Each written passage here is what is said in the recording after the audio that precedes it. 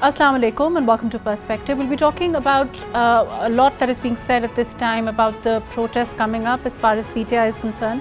What kind of a strategy do we expect? Of course, we've seen that there is, of course, confrontational strategy as far as PTI is concerned and has consistently been so.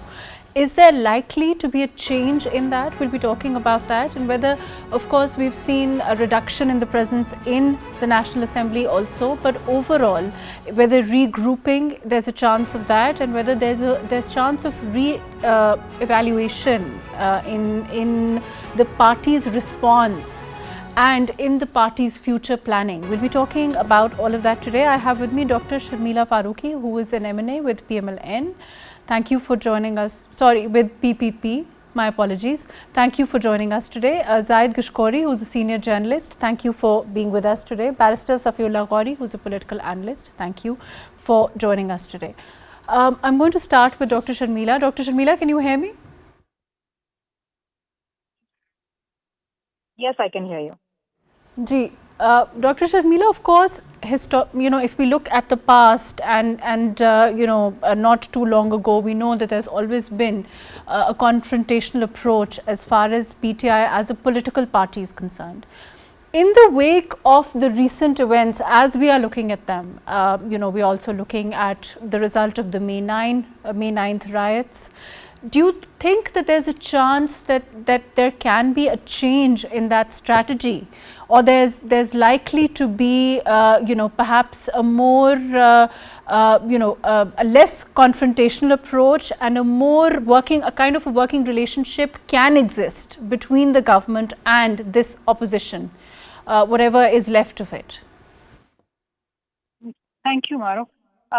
The thing is that unfortunately, the politics that we've seen emanating out of PTI ranks and file has been extremely aggressive. Aggressive to the extent that it is almost abusive. And that's what I call their politics. And they have introduced a culture of abuse and below the belt comments, and in fact, also being physical with members who do not agree with them, especially from the Treasury benches. So I don't expect anything better from them this time. More so because of late, there have been convictions on the May 9th cases for a number of their party members. And that, of course, has not gone down well with them. A couple of them, in fact, I think around 80 of them have been, let off by the courts, but around 300 something members have been convicted. And the fact that now Imran Khan has been incarcerated for a long time, and the fact that his children were also planning to come to Pakistan to be part of the protest, but that was being called off at the last minute. I think their only survival at this point in time, in their view, is if they go for aggressive politics. And aggressive politics for them is coming out on the streets, agitating, not only in the parliament, in which they do, and they disrupt the business of the house and have not been able to contribute meaningfully in the past 1.5 years. But they feel coming out on the streets and being extremely aggressive is what will save them. Now, There's also, I'm going to interject here. Overall, of course, like you said, that they have a history of being confrontational, agitational, whatever one may call it. But do you think that, drawing out people, we saw what happened in the last protest also. Where do you think the figures lie at this time, or your estimation overall of them being able to pull out the kind of crowds that they need to pull out to actually show that they have that kind of on-ground support? How much of a possibility is there of them being able to do so? To be very honest with you, I don't think they have their on-ground support anymore. I think it has been eroding over a period of time. Because PTI was never a grassroots level party. If it was a grassroots level party, the workers would have survived, the bullets and the tear gas. And the things that you face when you're in opposition and you're on the streets. Their members are not accustomed to this. They mostly, you'll find them on Twitter, you'll find them on social media. I've seen this myself because quite a few of my friends who used to be apolitical have become PTI supporters, but they're none of the ones who come out on the streets for agitation. Secondly, what we saw last time was there was a disarray. There was confusion in the ranks and file as to who was calling out, who was giving the call to action. Whether it was Bushra Bibi, whether it was Halima Bibi, whether it was Umar Ayub, whether it was Shah Mahmood or Barrister Ghauri, we don't know. We still don't know who's calling the shot. Now, so more than ever, since Umar Ayub is disqualified and Shubdi Faraz is disqualified, and they are the opposition leaders in the National Assembly and the Senate, and a lot of their members are now, convicted as of today, unless they go to the higher courts and they get some relief from them. But I don't think they will be able to pull it off to an extent where it will make a difference to the government. And as far as the government is concerned, I think Include they're completely prepared. Sharmila, I want to take your input on what the government feels at this time and whether they do it, what they expect overall, and later on also a little bit about the ideology that is needed for the workers to withstand, like you said, the kind of the kind of pressure that invariably will come if those that agitate get confrontational or violent, all of that. I want to come to that, but first I'm going to go to Barrister Safiullah Ghauri. Please stay with us. Safiullah, can you? I can hear you, Mahrukh. Safiullah, this is again, we've had this conversation time and again about PTI and their call for agitational politics. Of course, the former Prime Minister's children and the fact that, they're going to come or not come, we don't know, but it seems to be rather up in the air at this time. And whether that will change things significantly for the party also remains, we don't know if that is something that's going to really change things for them. But what is, in your opinion, the situation today with regard to this 5th August deadline, with regard to these disqualifications that have of course happened, and at this time they look rather small, even if we look at the National Assembly and we look at the overall picture. How are you looking at things? So, Mahrukh, I think there are a couple of thoughts that I have on this entire matter. First and foremost, we have to understand why is it that they are trying to come out on 5th May. I honestly don't understand the rationale yet. Are they protesting against the court decisions? If they're protesting against the court decision, is the correct route not to file an appeal? I do not understand the kind of oxymoronic behavior here in which they have been sentenced because they came out writing, and their answers to this sentence is more riots, more illegal protests, more coming out on the streets. This is exactly what the problem is. Like that instead of going and taking a route which they're supposed to be taking, that has been given to them under the law, every single time their reaction is to behave like savages and just try to attack the entire system instead of understanding. And Maras, this is very important, because if you were to look at the ATC judgments, and this is I don't think a lot of people understand this. PTI has just blanketly said in a very sort of like a sweeping manner that they're all politically motivated. Politically motivated they could be to a degree. You and I are both lawyers. We both understand that there are political motivations. There are sometimes the judges can have some biases, but the kind of judgments that have come out, in which we have seen that one person, for instance, got a life imprisonment, 26 years in jail, that cannot be politically motivated. There needs to be sufficient evidence. Like a political motivation, Mahrukh, as you are also a lawyer, you would know. A political motivation would get you what? Maybe 6 months in jail, maybe 1 year in jail, maybe a judge would just, come up with a flimsy charge. But it is only when there is absolutely no doubt, there is no iota of doubt that a crime has been committed, that a very serious sentence like 26 years can be handed out. And if a judge did that, and if a judge was wrong, if it goes to the top and gets overturned, the judge's career could also get really messed up for giving such If you harsh. look, legally speaking, like you are saying, that of course, these are 26 years is a huge, is quite a number of years. And when we sit here and we talk about the effects of this, as if we climb and, we look at the appeal and the appellate structure and all of that, in your estimation as a lawyer, what do you think will likely happen? I think what PTI is doing is making the appeal process worse. Had they just said that fine, we are going to appeal this, we are going to, you understand that even when people are in jail, they get out on good behavior.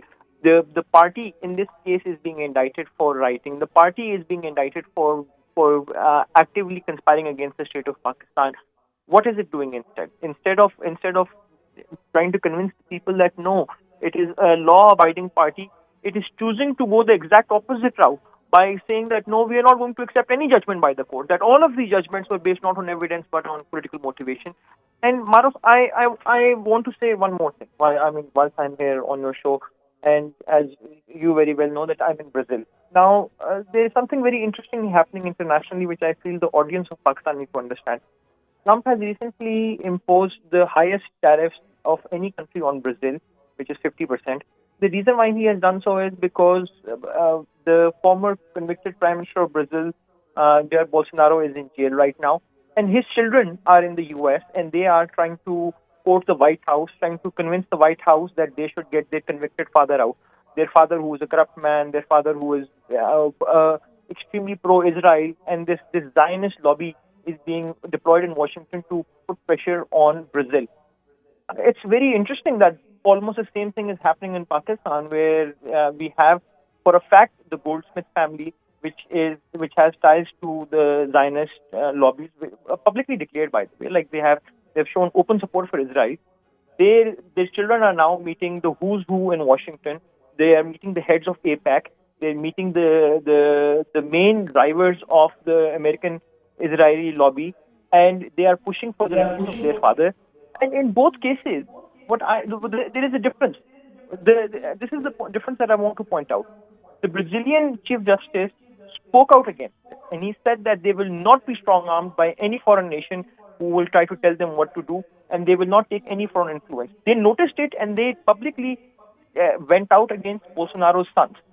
Why is our Supreme Court staying so quiet about the children of the former incarcerated Prime Minister who's going around meeting people, trying to... these are questions that we should really be asking. Why are they getting meetings with these people in the first place? Fair enough.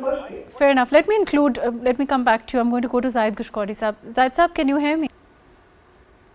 Yes, Mahrukh, very much. Zahid sahab, we spoke about this earlier, and I remember you saying that there's no chance of the former Prime Minister's children coming. You said so on the show. At this time, there are different versions, and there are different tweets saying that it's under consideration, or the fact that they will not come. Do you think it will significantly change things for PTI even if they do come? First of all. No, Mahrukh, not at all. I don't see any change or any momentum PTI could get, even though Imran Khan's son come here to attend the protest. First of all, they are not coming to Pakistan. It's loud and clear. They spoke to their father the day before yesterday, on last Thursday. Around 75 minutes, they spoke to their father. And after that, they created momentum on social media, and they hopefully be attending a protest in London. There is no impact, I don't see, by the way, politically, number one. Secondly, obviously, as a political party, they have the right to create momentum and mobilize people, engaging Imran Khan's son. Are they going to be able to engage people? That I think is an important question for PTI at this time, right? Of course, because they want to engage Imran Khan's son to pile up pressure on the government, make momentum, mobilize their workers, because they want to see them among them, either in Islamabad or in Khyber Pakhtunkhwa. But most interesting thing, the situation changed today, because Imran Khan not only expressed concern about his own chief minister in Khyber Pakhtunkhwa and the different statement given by his sister Alima Khan about his son participation in the protest, about the concerns of some senator recently elected with back of PTI in Khyber Pakhtunkhwa. Confusion, and the one most important thing I see a number of arrests because so many people convicted, including member of parliament, but they have yet to surrender to the police. And this is very alarming sign, Mahrukh, in the country that the police is trying to catch them up. They have been convicted by the court. It doesn't matter that there could be a debate that either these decisions were in light of law. Obviously, they were in light of law, but there could be a debate. One can have criticism But it on is, on and of course, like you said, judgments, they are, the and PTI these itself is saying judgments. that the PTI itself is saying that they don't agree, of course, with these decisions, and that's natural. And of course, they're trying to give it another color at this time. Whether that's true or not, it's something that of course, they have to exhaust the ladder of the justice system at this time. Obviously, it's a very dangerous thing. One can imagine that a PTI or any political party worker could say, even they can abscond even at some point of time. But when you're convicted by the courts and you are a member of parliament, this is very important that, and you are addressing to media, you are roaming around, you are not cooperating with the police. And where does the law stand then? If the lawmaker break it, obviously, then who would follow the law?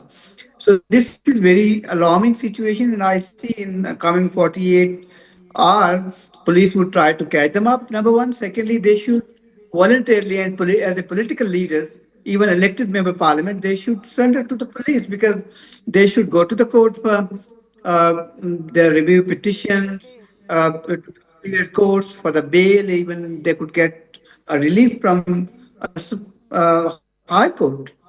But obviously, number one, That's an important question. they would. I think that's an important question of the legal remedies available to them at this time. Instead of, like you are saying, evading the justice system or the enforcement agencies. Let me come back to you, Zahid Saab. Please stay with us. I'm going to go to Sharmila. Sharmila, as far as ideology is concerned, when we talk about ideology, and I think this is an important question if we reflect back on, of course, your party, the PMLN also, there have been times when your leaderships have not been on ground. And yet, the parties, whether we look at PPP or we look at PMLN, have managed to function, even through what were very dark times for both these political parties. What is happening here, in your opinion? Is there an absence of ideology? Is there an absence of a hierarchy? What do you think is really the bigger issue with PTI at this time? Well, Mahrukh, when you talk about Pakistan People's Party, our ideology is rooted in a blend of social democracy, democratic socialism, and progressive populism. And it's been shaped by its founder, Shahid Zulfikar Ali Bhutto. And over the decades, the party has evolved. And we have several core ideological principles like democratic socialism, civil liberties, and we have stood the time.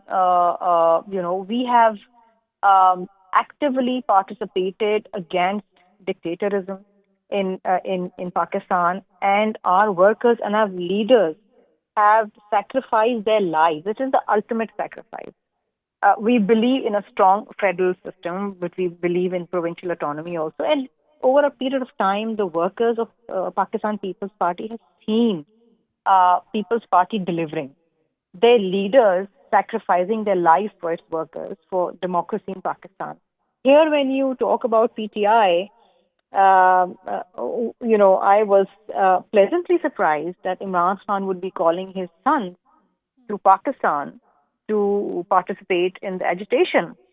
And then, of course, I expected this, that they will not come, and they're not coming. So it's like, saving your children and your family, but putting the children and the families of your workers at risk.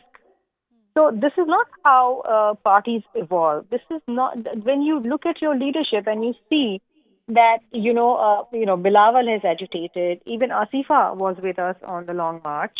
Bibi Shaheed used to be there. She gave the ultimate sacrifice. She could have stayed in Dubai, but she knew that there was, her life was in danger. She came. She sacrificed her life, and from there, democracy evolved again. Shaheed Zulfikar Ali Bhutto was sentenced to a judicial murder, and because he made Pakistan, an atomic power. So the workers know that who is standing by them and who is not.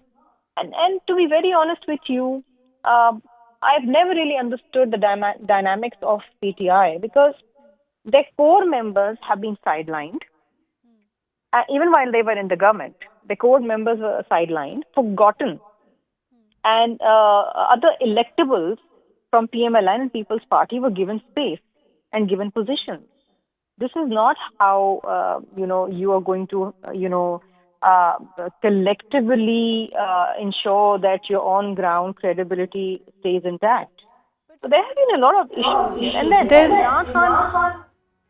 If we look at if we look at the former Prime Minister Imran Khan, he says that his ideology is built on the fact that he chooses to stay and be imprisoned even as for 2 years now, and that he has chosen this life for his workers. That ideology is not permeating, is it, in the worker? Because if he is on ground and he is certainly in the country, we should have witnessed perhaps more what can one say, more spirit in the workers. Why is that lacking? You can see the fault lines in PTI's ideology. You can just see through its rhetoric, its policies, and its political conduct. I mean, just see the inconsistencies, the contradictions, and the opportunistic shift. While PTI originally claimed to stand for anti-corruption and justice and welfare, its actions have often diverged from its stated principles. So there's always been a contradiction between rhetoric and practice. I mean, there's been erosion of democratic norms. PTI always promised to strengthen democracy and institutions. Rather, it has undermined the parliament, bypassed the legislative processes through ordinances, frequently attacked the judiciary and media, and fostered a cult of personality around its leader. That is how it operates. And then incoherent economic vision. PTI always advocated for a welfare state modeled on Riyasat-e-Madina. And that was a very common statement that they used to give. But in reality, in its tenure, you saw record inflation, economic mismanagement, and crippling IMF dependency without meaningful structural reform. The elite class remained untouched, while the middle and lower classes bore the brunt of everything. And then selective accountability. PTI's slogan was always about accountability for all. That's, Tehreek-e-Insaf. But in reality, accountability became a tool for political victimization, primarily targeting opposition figures, while allies and loyalists were shielded. NAB lost all its credibility due to biased operations. And last but not the least, I need to speak about this, but politicization of religion. PTI blurred the lines between religion and politics, using Islamic symbols, Riyasat-e-Madina for populist appeal. But it failed to uphold the inclusive, compassionate spirit of Islam in policy of governance. And unfortunately, it had PTI, their leaders, including Imran Khan, and it stems right from the top. Authoritarian tendencies. PTI cultivated intolerance towards dissent, labeling critics as traitors or foreign agents. That's what we used to hear all the time. It promoted hyper-nationalism and militarized narratives, shrinking civic space and suppressing alternative voices. There was, I always identity crisis and policy incoherence there. From privatization. Right, fair enough. Let me come back to Safiullah. As far as Saab was earlier saying, he's talking about evading arrests. If we talk about the legal system and we talk about the procedure overall, if this continues, what do you expect? I mean, is it going to be a bail before arrest? How are you looking at things? Of course, you know, if we look at these arrests, we look at, of course, the general narrative of PTI, which has always been, you know, how they are being they're being abused, they're not getting justice, the way that you know, there's open bias against them. If we talk about the judicial system, we talk about the enforcement system, we talk about our enforcement agencies, we talk about police, we talk about, you know, overall as far as the structure is concerned. Don't you think that you know, this will give credence to that? How are you looking at things? Mahrukh, I'm looking at it from the exact opposite perspective. So, if we were to just look at both the narratives right now, it's actually quite shocking. What we are seeing from PTI is that we are not going to follow the law. We are not going to listen to the courts. We are not going to listen to the police. We are not going to listen to the FIA. All that we want is we want to talk to the so-called establishment that they are saying is running the show, and they are the ones who are leading to this. And time and again, it has been countless times now that ISPR has stated that they have nothing to do with this. PTI has only one thing to do, which is to go to the court, and they should just go to the court, and then they should file their appeals. They should file their concerns in the court. Now, I have a very simple question for anyone who's from PTI. Okay, fine. You think that the judgment was faulty? Please tell us, where was the judgment faulty? I've read the judgments. The judgments talk about eyewitnesses. They talk about CCTV records.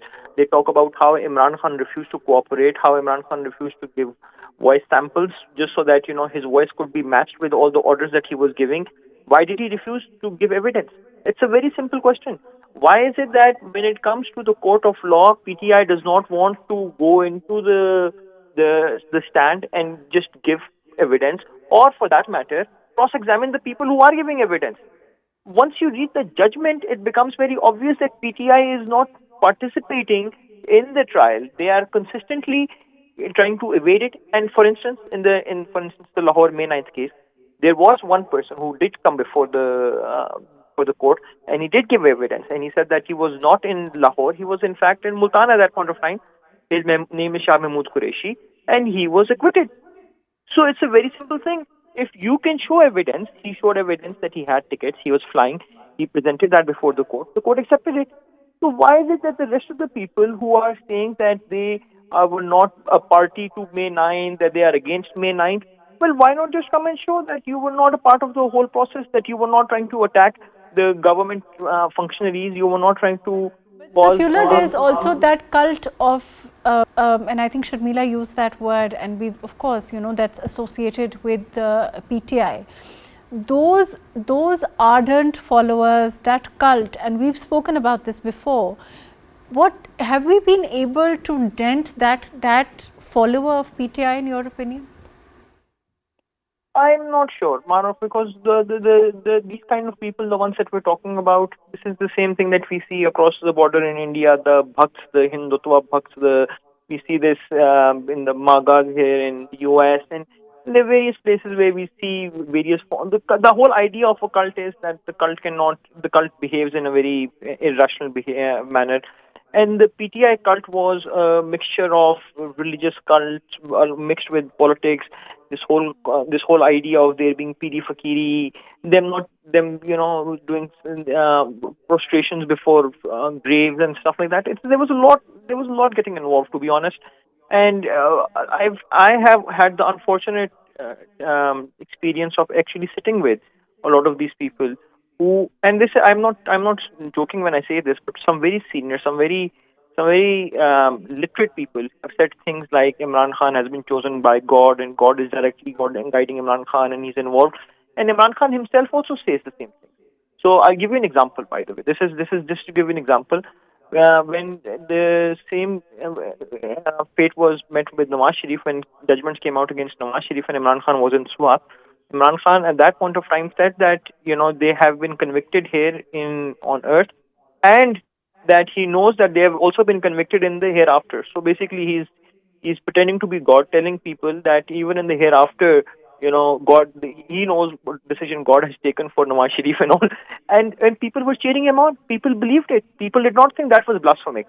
For a man to decide whether somebody will go to heaven or hell, nobody questioned that. And PTI has had this narrative for a very long time. We have seen Bushra Bibi also say that, people who come out for Imran Khan are the ones who are going to go to heaven.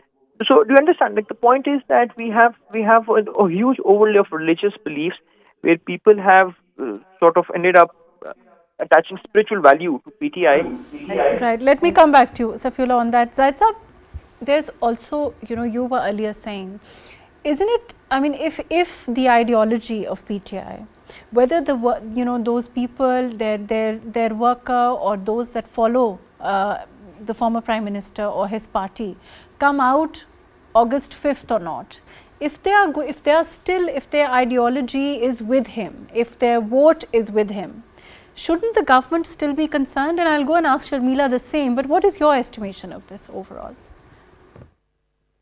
Look, Mahrukh, situation has been completely changed, particularly a couple of 9th May cases were decided and so many people were convicted, and situation on the ground, and there is a fear factor in PTI ranks. So I don't see that there would be a grand mobilization of people or PTI workers across the country, but they would obviously come out into their own cities in different groups, and they would record their protests.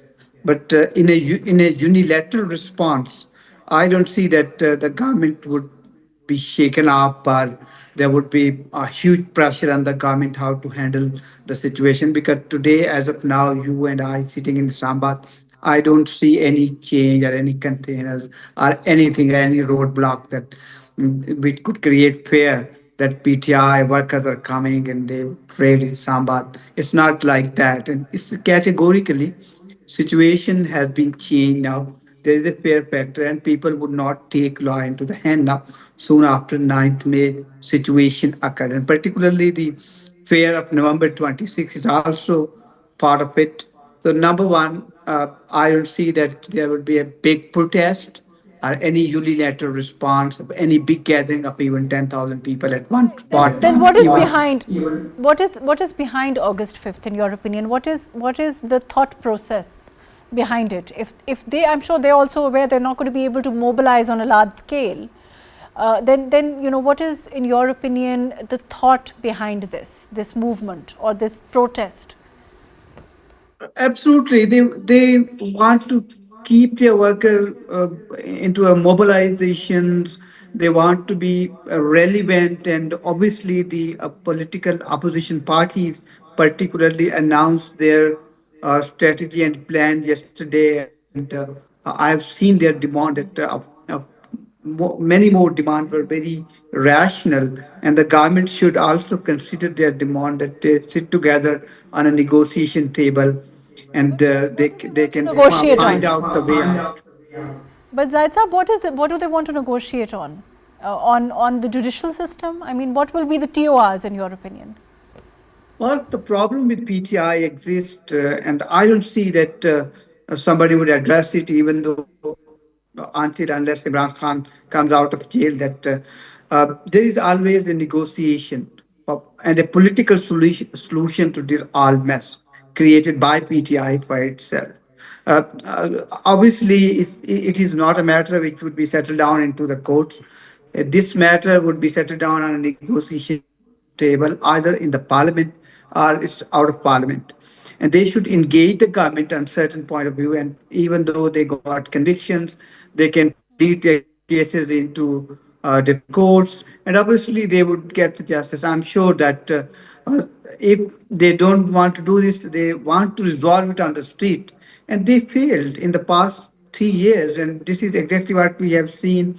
They created chaos and so many things, and even spread lies, and tried to influence the young people and young minds through social media without having any rational. So this is the situation with PTI, and I don't see any solution that they would get any productive result after 5th of August. I even see more worse challenging for PTI in coming weeks in different ways. Number one, they would get perhaps more conviction in different cases. Number and secondly, they have lost their very much power in the parliament because the government through different legislation, through different tricks, they succeeded to manage two-third majority not only into the lower house of the parliament but also in the upper house of the parliament, and they got their legislation of their own choice. And they should understand, PTI should understand that it is a political party having huge following, more than even 100 million people. And obviously, they should find out the way out politically, not even though I don't know that would happen, but I On that got note, the I'll come back to data you. just before 30 minutes your program started. I want to tell you here that Ji. more than 849 visitors interviewed, sat together with Imran Khan in the jail. And can you imagine that it's a record? On the other side, they're saying that it's a isolation or solitary confinement. And say, on the other hand, 849 visitors. And the other thing, the most important thing is, which I could see here, that the total expenses of food prisoner Imran Khan is more than 4.7 million rupees. It's very interesting, and also he have a barrack of 160 prisoners. It's a big space there. But obviously, on the one side, they said that it's a huge trouble. Zed, I This have a is a follow big. up. I have a follow up question on these statistics. Let me come back to you. Please stay with us. I think it'll be interesting. Let me Sharmila first. Sharmila, as far as PTI is concerned, shouldn't the government, and of course you are, as your governor, you have your in KP, of course it's the People's Party is your governor is there. Overall, in terms of the situation there, of course we sit and talk about the ideology, we talk about the fact that they may not be able to regroup or they may not be able to get their people out. But if their ideology or their vote or their on ground support is not changing, shouldn't the government and of course your party also overall be concerned? Because if their supporter or voter is sitting at home, of course we are long away from that day yet, but if that voter is sitting at home and is going to exercise his vote again, shouldn't the government be concerned if the vote is still for the former Prime Minister, for example in KP also? Well, we don't know really if they're going to exercise their vote in favor of the former Prime Minister. We don't know. But as of today, the situation in KPK is precarious. If you look at the law and order situation, if you look at the development work there, I just landed back from the States, but I've been hearing stories over there about the corruption and the governance crisis over there. It's unfortunate, the economic strain. I remember there was a time a couple of months back when I vehemently raised the issue about the roads blocked and the children dying of hunger and people dying because medicines could not be transported. But I never heard any one member from PTI, and at that time the opposition was, very vocal and very aggressive. We never heard even a single cry about lives lost. We cry about the children in Gaza, but what about our children dying there? If the KPK government had failed to take stock of the situation and redress the issue there, they could have asked for the federal government. They could have asked the army for help.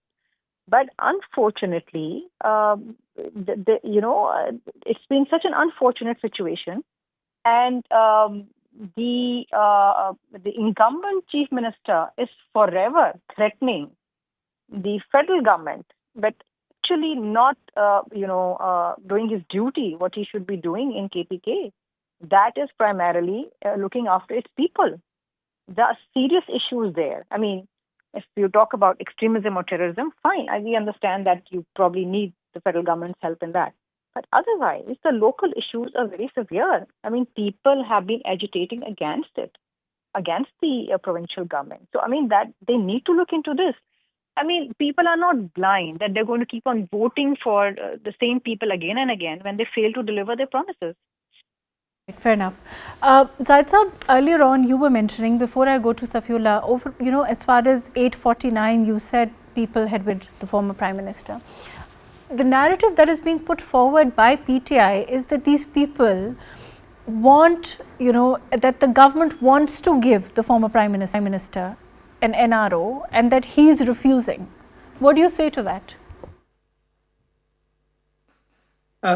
This is very interesting, but Mahrukh, in this debate, I want to make clear that the situation in Pakistan politics, in the parliament, and what's happening with PTI and after the conviction, what is going on, and what would be the role of policing here in Pakistan. So there's so many things. I think it has been 3 years down the line now.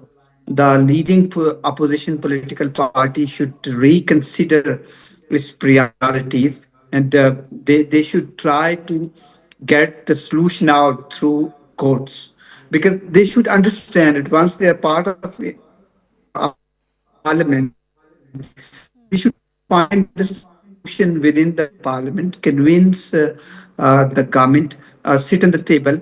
Number one. Secondly, I see a problem in Khyber Pakhtunkhwa government, because the PTI founder expressing his concern over the performance of his own choice chief minister Khyber Pakhtunkhwa. It means that there is a communication gap, there is a governance problem in the province. Obviously, land order situation is quite worse, and the statement given by chief minister and other on the other side, the federal, the center needs the cooperation of provinces as well, because Pakistan, in a different deal with different countries and engaging United States in different trade matters. And now I think the government will go for legislation to convince the provinces to get command on different natural resources, to excel the promise and commitment through Special Facilitation Council. So I think they should understand this, the conviction, the 9th May, and the political blunder could happen to PTI. And obviously, all political parties recently, if you just go through 10 or 12 years in Pakistan history, PPP also faced a situation, obviously, and then PMLN, and then now PTI. It has been 3 years down the line, and there could be a political consensus. But on a broader perspective, this country cannot afford three political parties having equal credential. This is quite brackets uncertainty, and the situation in the past 3 years, what happened to the country, is quite alarming. And this is the reason that on the one side, PTI top leadership is not only confusing itself, its workers, but also the state policies. They're trying to influence it. They just want to take my way or the highway, last stand nowhere. And on the other We're running side, out of time. We're running out of time, but a quick question to you. Do you think that there's a chance that there can be a change in KP, an in-house change? Because like you said, of course, we know that the former Prime Minister has conveyed his displeasure or concerns, and this is not the first time, really. Do you think that there's a possibility of that? I personally think Ali Amin Khan Gandapur is a political scissor. I think this would personally, obviously, would suit the center, because he can engage political parties, he can engage the center. Uh, if he obviously has a confusion, or he, even the PTA founder does not want him to see him as a chief minister, I think he might be continuing with this office. But on the other side, who could be the choice within the PTI? There could be two ways that I don't see that this is going to happen very soon in Khyber Pakhtunkhwa. But yes, if somebody tried to get change within PTI, having a new candidate representing PTI founder in Khyber Pakhtunkhwa as the chief minister, it's quite difficult. It's one of the biggest stumbling blocks that Ali Amin Khan would not let it happen very soon. On the other hand, if opposition try to get it done, then I think its ratio is quite different. There would be a problem, political problem within Khyber Pakhtunkhwa. And I don't see that our establishment and the center would want it to get the change and see any political change in a big office. It could be a political pressure. Fair enough. Thank you so much, Zahid Saab. Thank you for joining us today. Unfortunately, we're running out of time. Dr. Sharmila Faruqi, thank you for your very valuable time. Barrister Safi Ghauri, thank you for joining us from so far away. Thank you for your very valuable time. Overall, of course, when we look at things, we don't know whether if it was a rap on the knuckles for the Chief Minister of KP or whether it's if the former Prime Minister communicated his displeasure. But the question really is that as far as the PTI's party is concerned, there seem to be more trying times ahead, and there seems to be a cause of, perhaps more unity is needed, perhaps more regrouping is needed, and a rethink is needed as far as the party itself is concerned in terms of strategy, and whether confrontational strategy is really the way forward for this party at this time. Thank you so much for joining us today on Perspective.